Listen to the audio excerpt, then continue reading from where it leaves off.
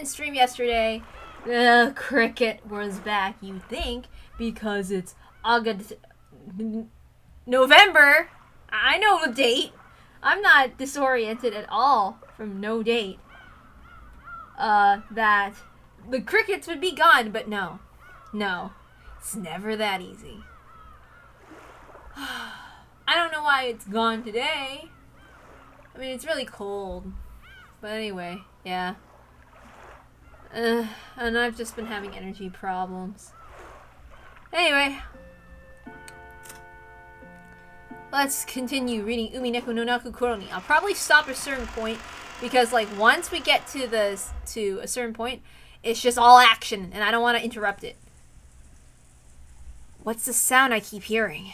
Yes, it must be the sound of rain. In that case, what are those two bright lights coming toward me? I don't know. However, they came at me with a screeching sound and stopped right in front of me. A blaring noise came at me over and over. Whatever's shining those bright lights is threatening me. It's probably telling me to get out of the way. However, I was incapable of moving even a finger. There was a sound and a car door opened. Car door. Apparently, I was lying on asphalt under the pouring rain.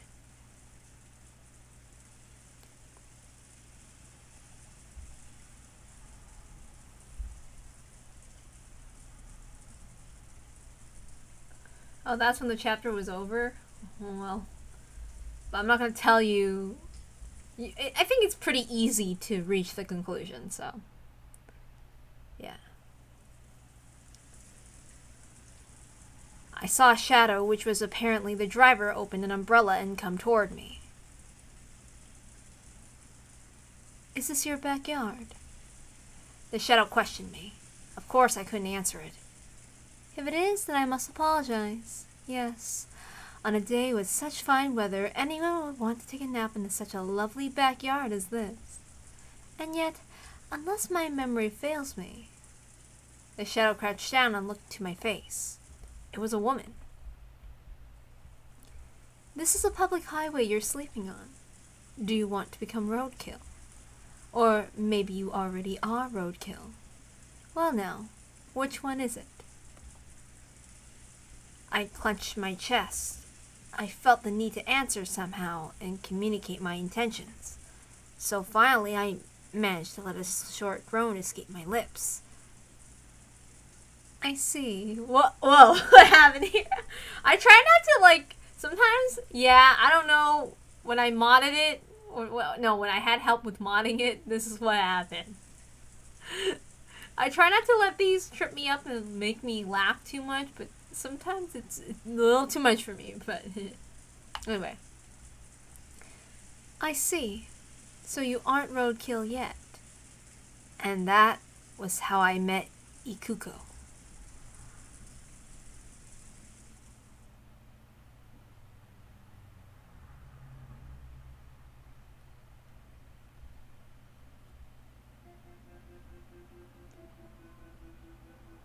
The patient's body is in a very frail condition. Some sort of memory loss is very probable as well. We don't know for sure until the CT scan, but there may even be brain damage. It's lucky that damage is all we have to deal with any longer in a spot like that, and it would have likely been much worse. True, in any event, I recommend getting this checked at a large hospital. Thank you, doctor. Please keep this off the record. It may not be much, but here's some money for your troubles. I see no reason to speak of this needlessly, but no, I couldn't possibly accept that much. In the end, the doctor took the money and swore to keep quiet about the matter. Oops. In the end, the doctor took the money and swore to keep quiet about the matter. Why did I pronounce it Major? I don't know, guys. Okay. Anyway. You know, one thing I want to say is how this sort of parallels what Kinzo did with Beatrice in a sense. The original one in episode 7. But remember, I don't know why I feel the need to point it out. It's kind of funny when you think about it. Eventually, Hachijo returned. Oh, you were awake. How do you feel? I nodded weakly, letting her know that it wasn't too bad for now. But where is this place? A room I have absolutely no memory of, and a house I don't remember at all. And first and foremost, here's a woman I've never seen. To start off, let me introduce myself. I am Hachijo IKUKO. Feel free to casually call me IKUKO, or act more formal and call me Hachijo. Hachijo IKUKO. The Hachijo family owns a large amount of land and is fairly famous in these parts. Unlike my accomplished brothers, I'm what you might call a little eccentric. I got into a bit too much mischief and my parents finally ran out of patience and kicked me out. I'm now confined to this house. As a hobby, I like to read detective novels and also to write them. My age is a single woman's secret. My heart is that of a girl, but I'm approaching the point where calling myself one becomes increasingly absurd.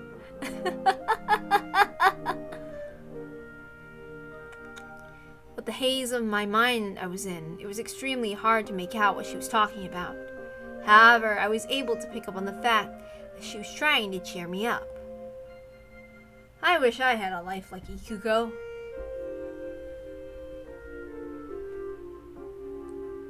So, what's your name? My name? Logically, I know that being a human, I must have a name. And I do have a feeling that I did indeed have a name.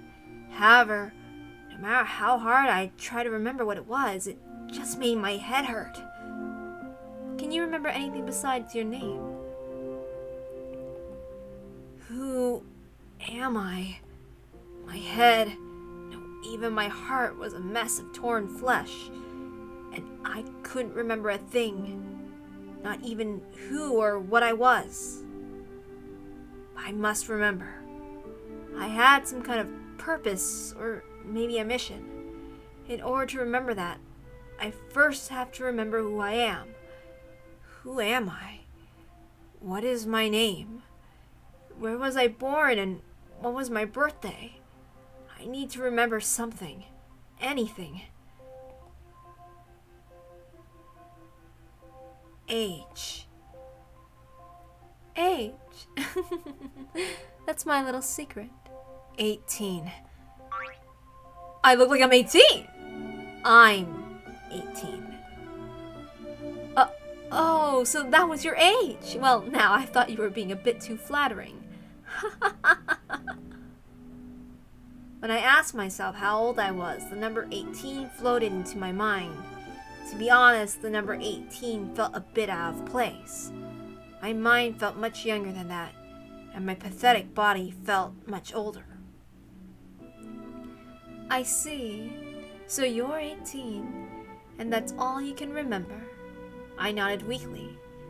I never knew that knowing nothing about yourself could make you feel this powerless. In that case, until you remember your name, let's give you the name Toya written with the characters for 18 until you remember. Hachijo Toya. What do you think? That sounds pretty cool. Yes, I must say I've impressed myself very, very much with that one. Hachijo IKUKO gave a satisfied laugh.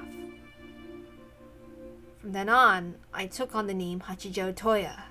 My inability to move my body was apparently due to a traffic accident. On that day, I'd been hit by a car, and IKUKO had picked me up from where I lay on the street. If she hadn't hit the brakes, she probably would have driven straight onwards, thinking she'd run over a dead dog or something. Later on, perhaps rudely, I suspected that the one who hit me might have been IKUKO herself. But when I saw her completely undamaged front bumper, I gave up on that theory.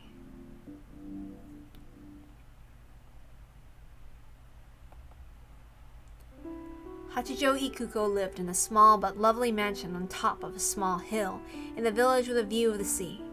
She also owned the hill behind her and was more than capable of enjoying the 4 seasons in privacy.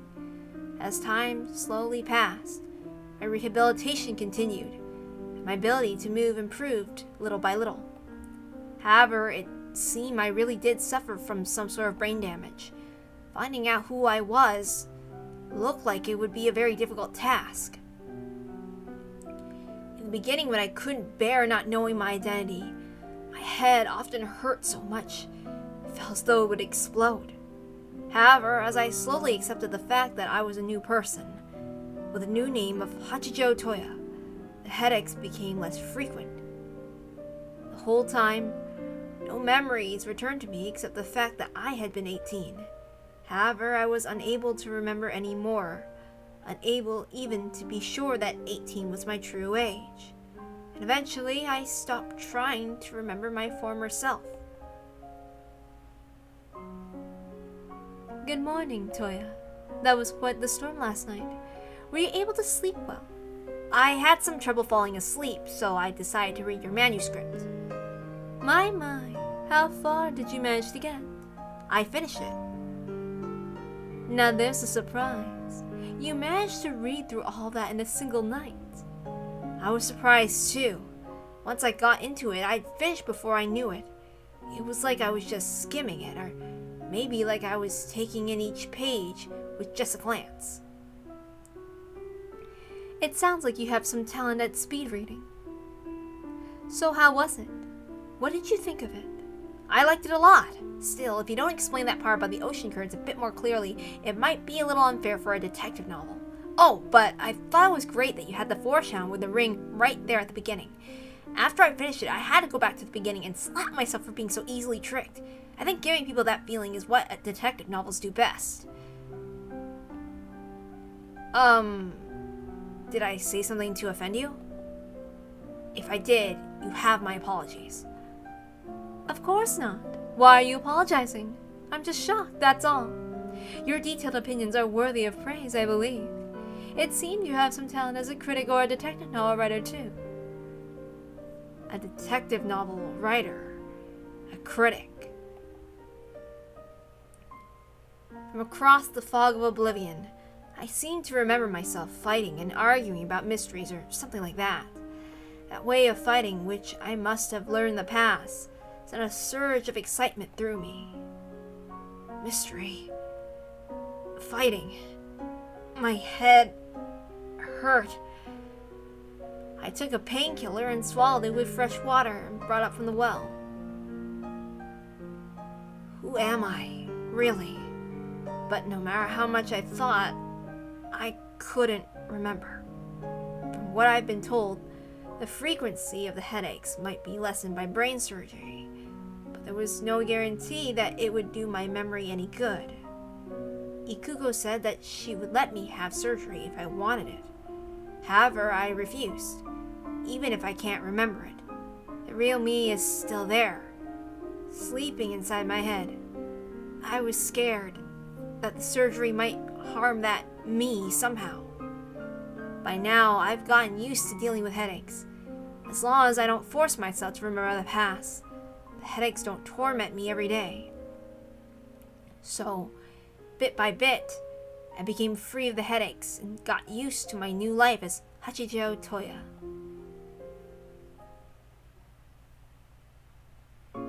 Gradually, my interest shifted from myself to IKUKO.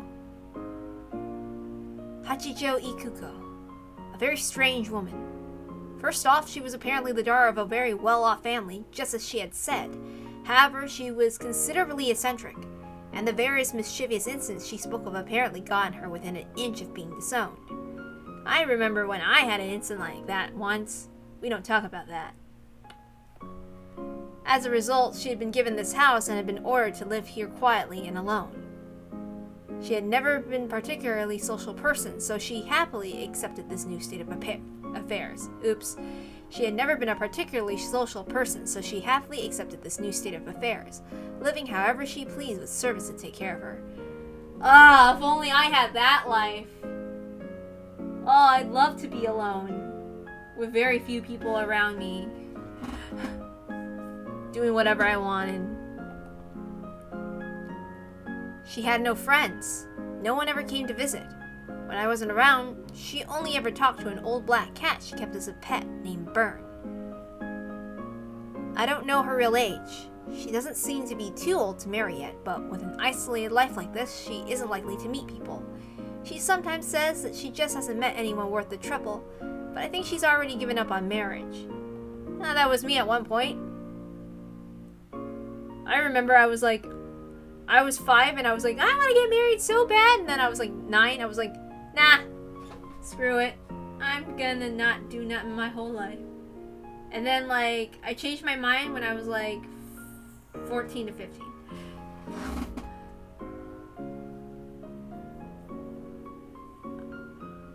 Cause I found somebody that is like, that likes me, so we're not married yet, but whatever. I don't really care.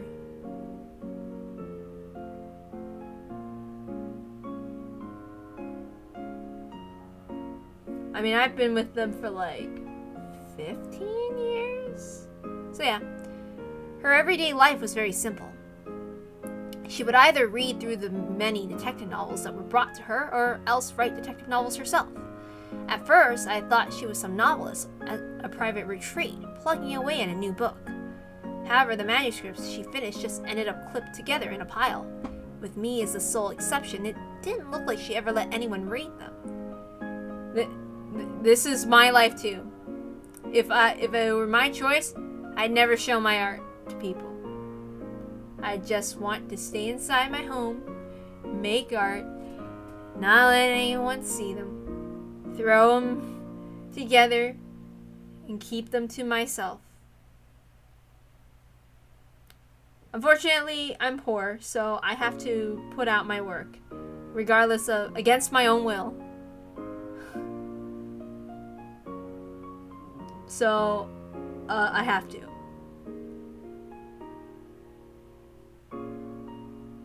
Okay. It's the only thing that I like to do. Anyway, other than reading Umineko and Higurashi, and just reading out loud in general, I mean, I have other hobbies besides reading and besides art. But we don't talk about those. Oh, and video games and stuff. Anyway. I mean, I like playing video games. But anyway. Not that I don't like being around people. It's just a preference. If you asked me at 5 if I liked people, I would have said, yeah, I like people. I'm just gonna say I have a very complicated relationship with people. Anyway. A novelist is someone who writes novels for people to read. So I figured you could hardly call her a novelist when she kept writing novels no one would ever see. IKUKO, why don't you ever show these to anyone? I show them to you. Only the better ones, of course. Have you ever thought of sending one to some publishing company? It's a waste otherwise when your works are so interesting. My works can't stand up against the pros. I sent one in once, but it was absolutely no good. I understand my position. This is just an amateur's pastime. I don't think amateur is a fitting word for someone who's so well versed in detective novels from all times and all across the world. Being a big eater doesn't mean you'll make a good cook.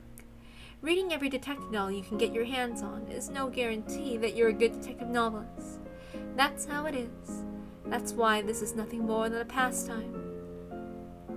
Is it really fun to write novels that you won't show to anyone? It used to be. Once. What about now? I like getting to hear your opinions. At any rate, I've finished writing the chapter. I'll go make some tea, so would you mind reading it again and sharing your thoughts with me? Saying this with a smile, IKUKO thrust a pile of manuscript paper. Saying this with a smile, IKUKO thrust a pile of manuscript paper at me. Yeah, I don't mind people, but I have a favorite person, so that I like. That's my partner. I just show everything to my partner, and I'm just really. If it were my choice, I'm just very picky about who I want. Like, I should just be hired as someone's personal entertainer, just to entertain them, all day, every day. That's really what I like doing. I just like having fun with people. But like only like a few people because like I'm really shy around like big crowds and stuff. And I'm not comfortable with a lot of people. That's why whenever anyone shows up, I'm just kind of like, someone showed up. I mean, I can get used to it, but it doesn't change the fact that I'm still nervous. And it's not that I don't like them. I'm just really shy.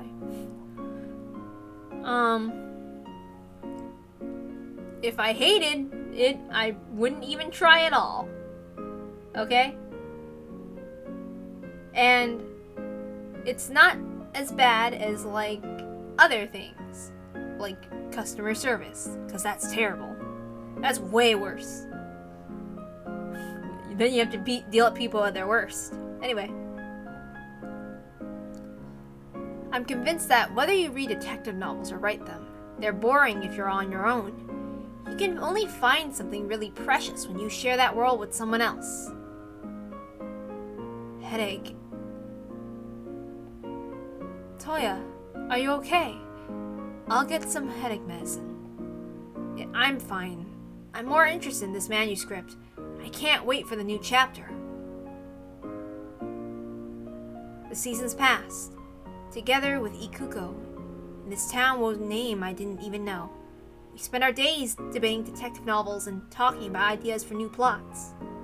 At a glance, they may have appeared to be stale and unproductive days. However, Hachijo Toya found satisfaction with this new life.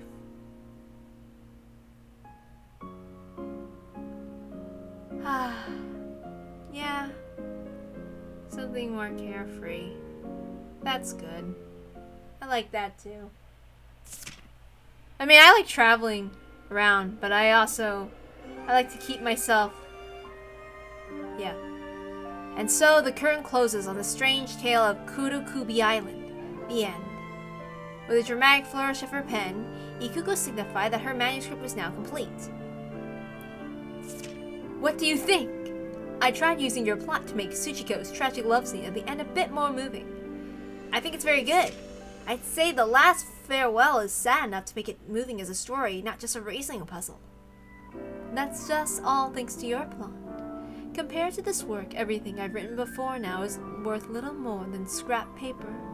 Even as I was writing it, I was excited to be the first person in the world who got to read it.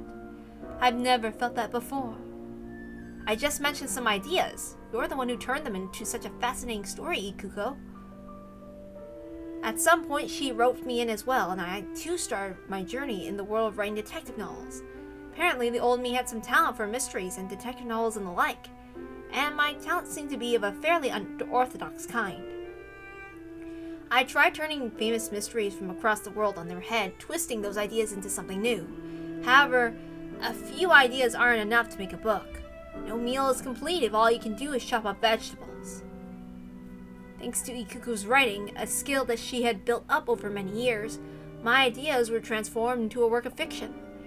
In this work, The Strange Tale of Kurukubi Island, the two of us merged the best of our respective personalities, and though I hate to brag, it turned into a masterpiece that we could show to anyone without shame. Hello. Please bring us some champagne. Bring a glass for yourself as well. This is the best job we've done so far, so let's celebrate. IKUKO called for some champagne over the internal phone line. Joined by the servant who happened to be working that day, and the cat called Burn, we raised our glasses high and toasted our accomplishment.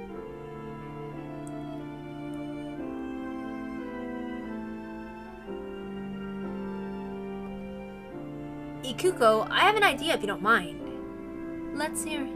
I love hearing your ideas, as long as I'm not in the shower on the can. Why don't we try submitting our book? I've never read anything this interesting before. I'm sure lots of other people want to read it. You think so?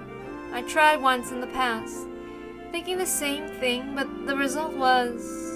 I believe in your talent, IKUKO. What about you? Of course, I believe in your talent. Then it's decided. To IKUKO's big debut. To Toya's big debut. We clinked our glasses once more, and on it went.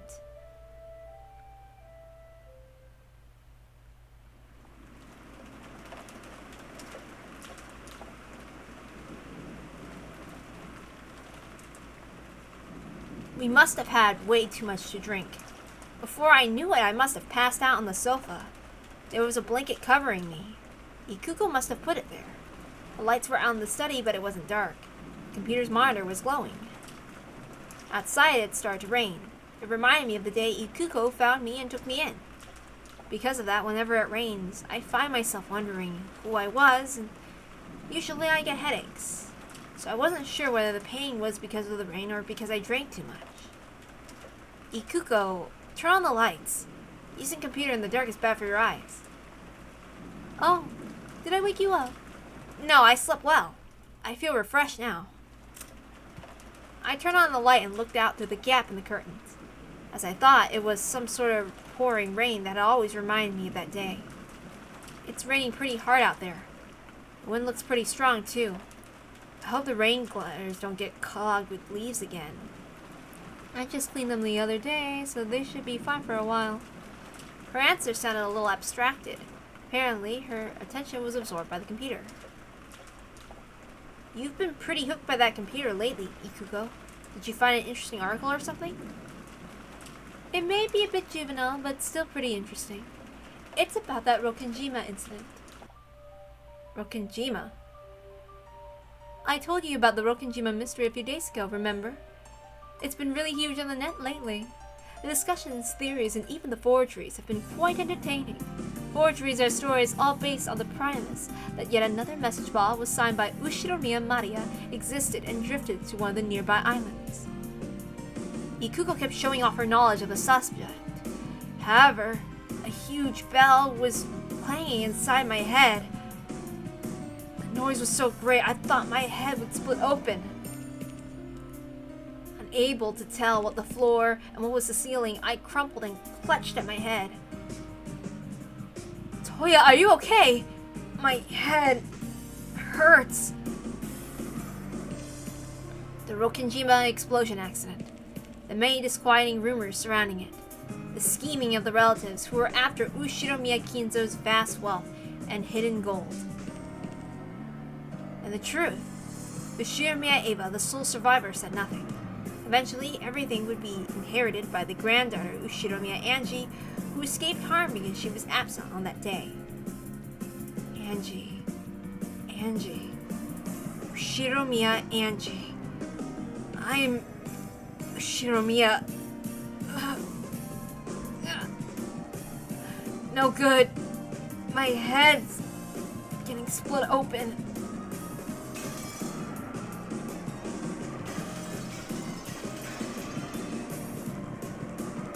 Incomprehensible scenes pierce my eyelids from the inside like blades of light.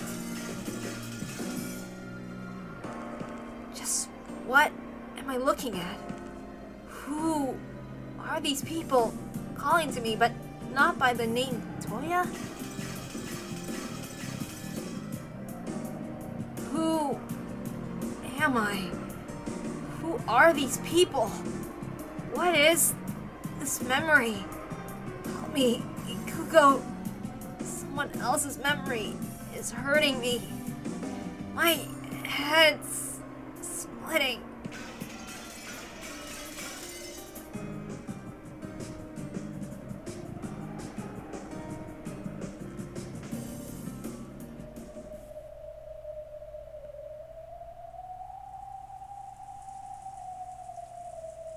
I could hear the sorrowful sound of wind, and that must be rain. Who was I again? I am Ushiromiya. Angie! Angie! Please say something! Voices calling to me. Dad and Mom. It can't be. In 1986 on Rokkenjima, Mom and Dad... Angie, hang in there! Can you hear Daddy's voice? Please say something, Angie! Dad, Mom. I'll say it out loud. Dad, Mom. Angie! Angie, thank goodness! I could feel my body being lifted up firmly and hugged roughly. Mom and Dad were hugging me. My eyelids have been open for a while now. I could feel the light slowly returning to my eyes. Just like your eyes get used to the dark, my eyes got used to the light, and bit by bit the scene around me came into view. However, it was an unusual sight, which seemed to be very far away. My body was being hugged by Dad and Mom. Dad was sniffling, and his face was covered with tears. There were tears in Mom's eyes too as she held me tight. It was so strong that it hurt a bit. They held me with all their strength. Me, the bad kid who wasn't obedient, who always had an excuse, and who always tried to do the opposite of what her parents said. They held me tight to make sure I didn't head down the wrong path. As my eyes adjusted, I could see other people besides my parents. Everyone was there. George, Jessica, Maria. My uncles and aunts. Even Sakutaro. And there was even the witch Virgilia and Renove and...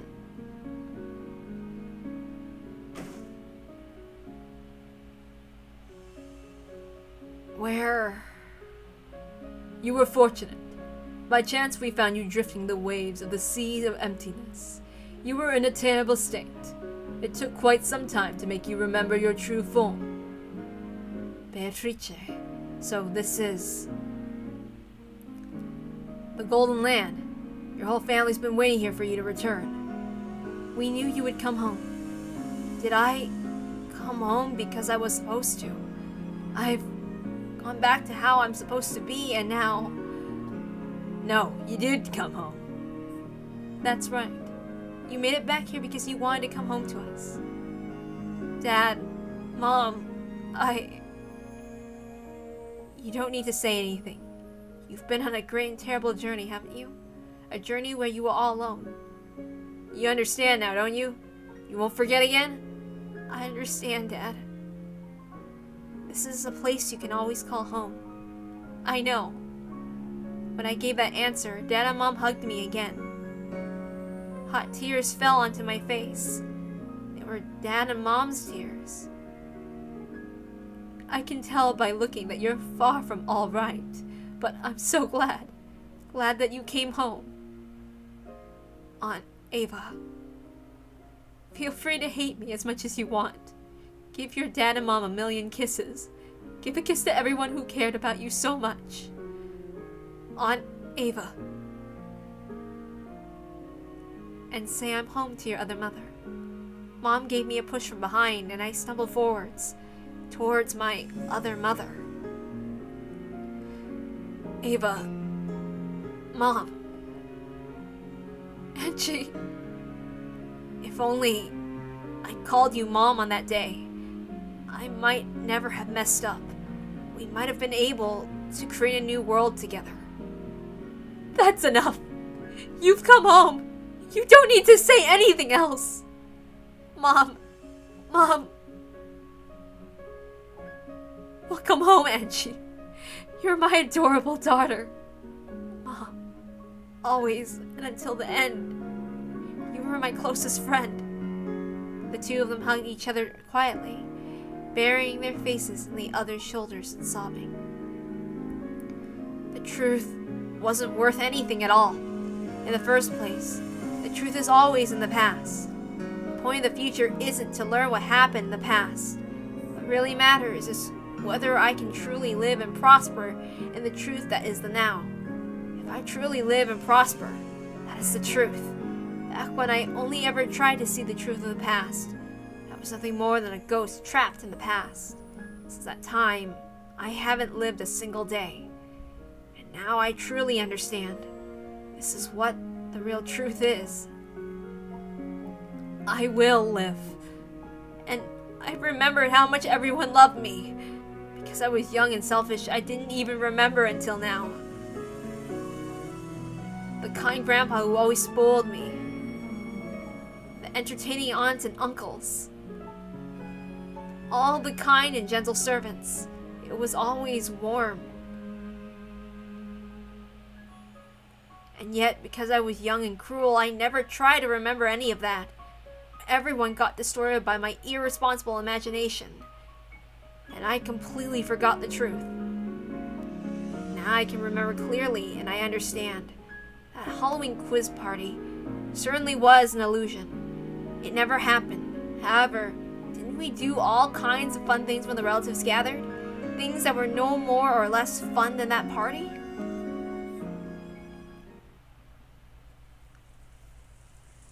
And for the first time since the start of the game, I went up to each and every one of them to greet them, thank them, and apologize.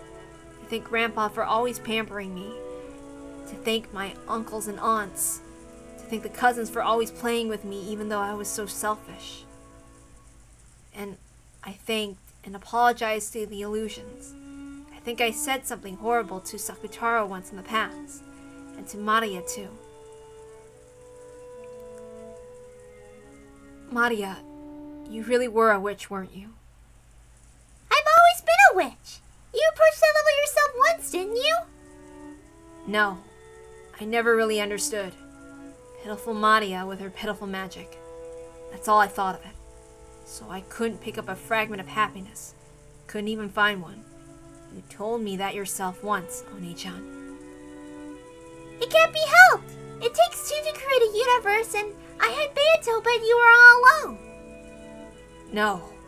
If I had called on Ava Mom, there would have been two of us. I'm sure I would have been able to create a new world with the same magic you use, Maria.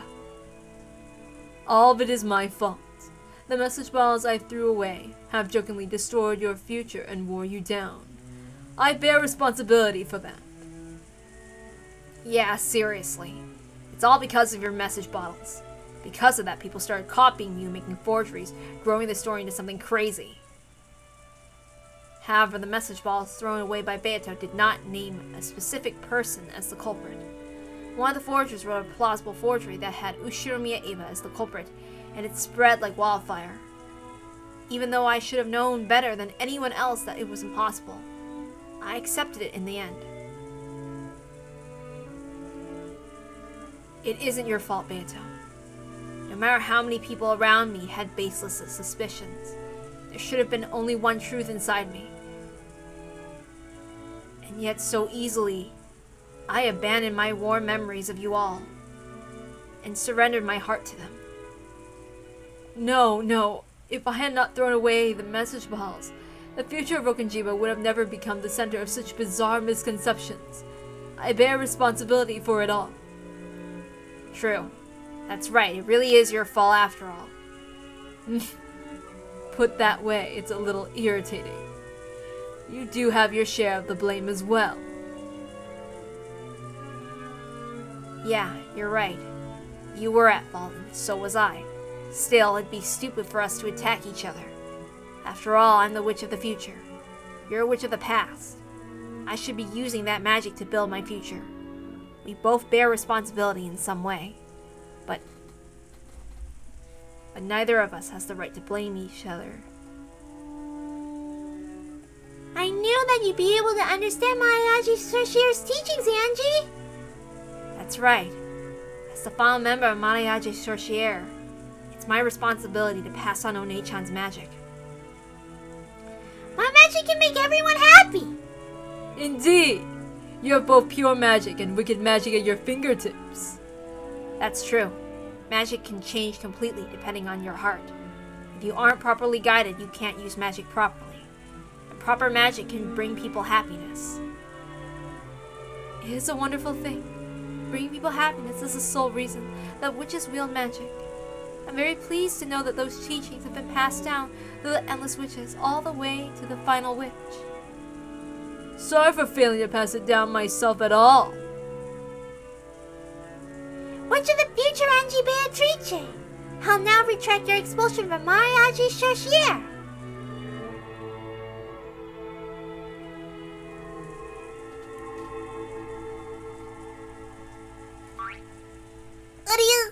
I knew Angie would come back. Congratulations, Angie! I thought I knew what the time we spent traveling together meant, and yet Sorry. I'm so sorry. Witches cannot create a universe unless there are two. In the future, you will be alone. Will you really be okay? Yeah, I'll be okay. I'm not alone anymore. I'll live. With everyone. And I'll live in the future. I swear to keep living, so that I can pass on the magic of Mariage Sorcière. Maria's magic has saved me too. There are a lot of people out there who need magic. As the final witch of Mariage Sorcière, it's my duty to teach it the right way and save as many people as I can. Will you truly be able to do so? Of course. I have the power to do it. There's the golden magic that my predecessor Eva Beatrice spent so much time building. I've inherited all of that, right? Well, if only my health had held out a little longer, I was planning to spend all of it on myself.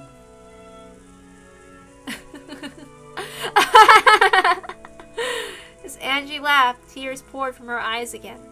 Everyone surrounded Angie with their kind, warm smiles.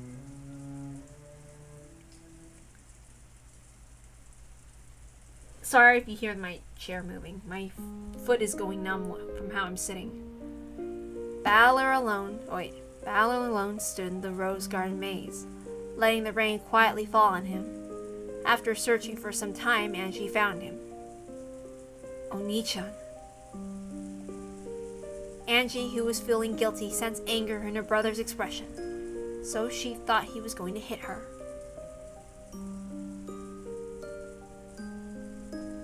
She shut her eyes. However, her brother touched her softly. He patted her head gently. Hey. The truth wasn't anything important, was it? No, it wasn't. Even though you were here waiting for me to come home in such a warm world, I had my back turned the whole time. You learned the truth. Yeah. So, any hopes you had of someone miraculously surviving and coming back have been crushed. However, you now have a new mission, a hope for living in the future. You kept that precious hope safe for me, and I was the one who opened the box and let it get away. It turned out worse than Pandora's box. A truth I didn't need to know flew out of the box along with all my hopes, leaving nothing inside but empty space. It's okay. It's open now, and that's that. If it's empty inside, that means it won't fester. After all, false hopes can sometimes bring you pain. Balor laughed heartily. With that same smile on his face, he told her, We're already dead. Yeah. You lived 12 years on the hope that we might still be alive. Not anymore. That's over and done with. Yeah. I know. Starting now, I'll step forward into a new life. Beto put Rokenjima in a cat box.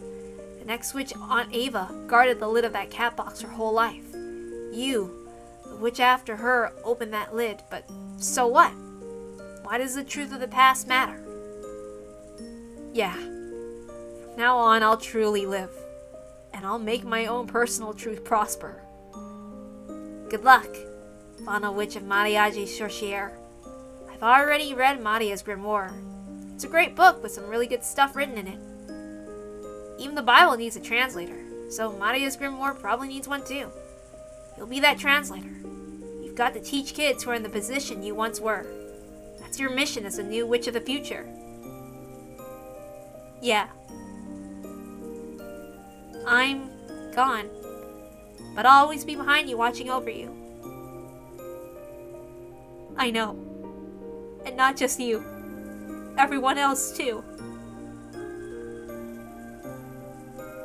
All of us will love you forever. Don't forget that. I won't forget. Not ever. And that's for certain. And she leapt into Balor's chest and sobbed.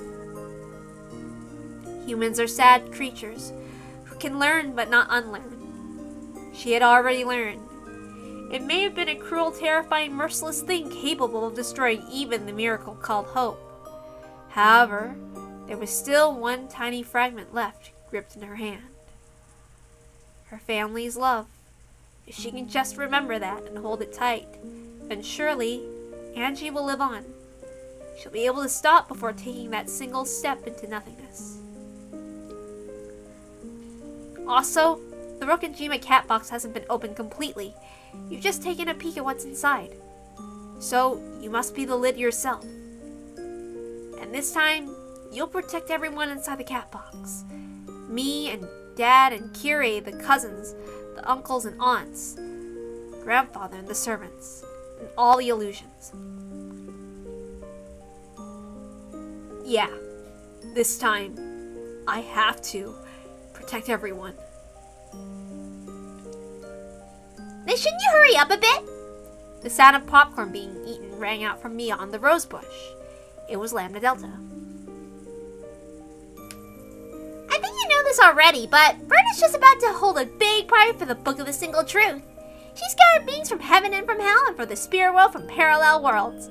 If she announces what's in the book in a place like that, it'll all be too late, won't it? I'm going.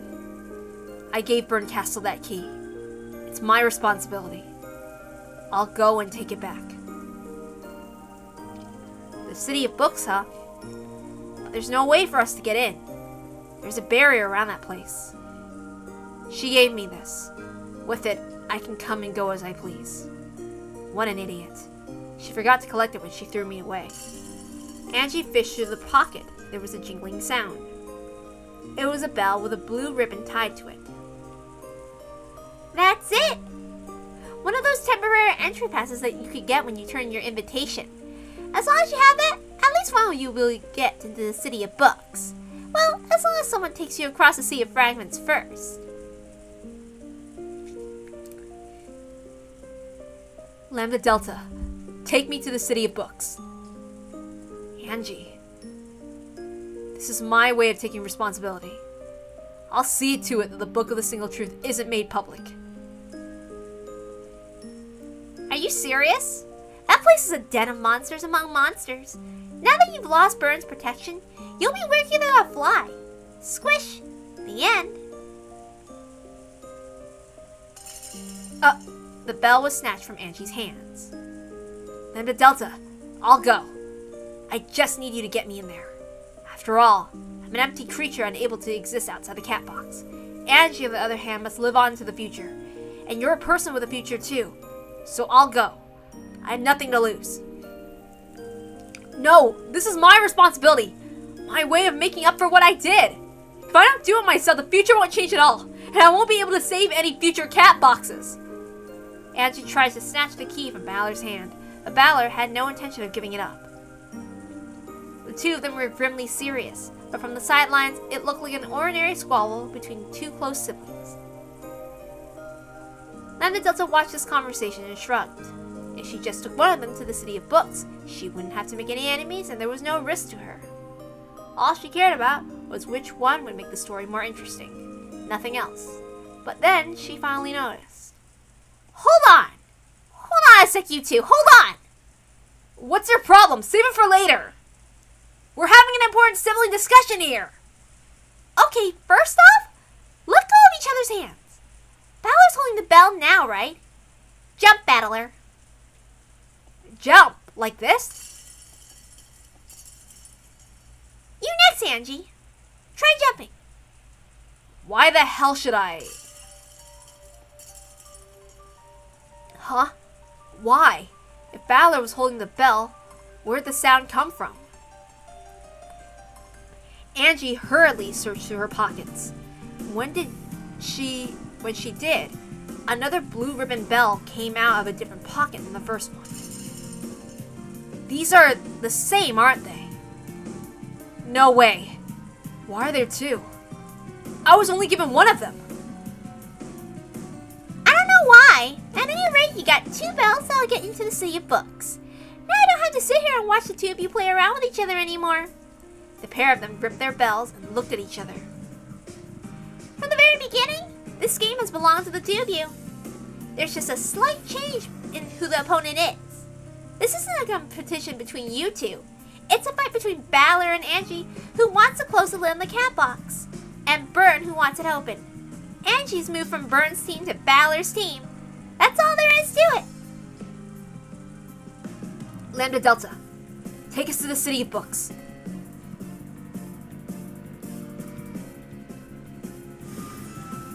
Okay. I'm just taking you there, got it? After that, I'm done being anything but a spectator. I just want to have the best seats to see exactly how you fight, what you do, and how Burn makes mincemeat out of you all. Lambda Delta, thanks.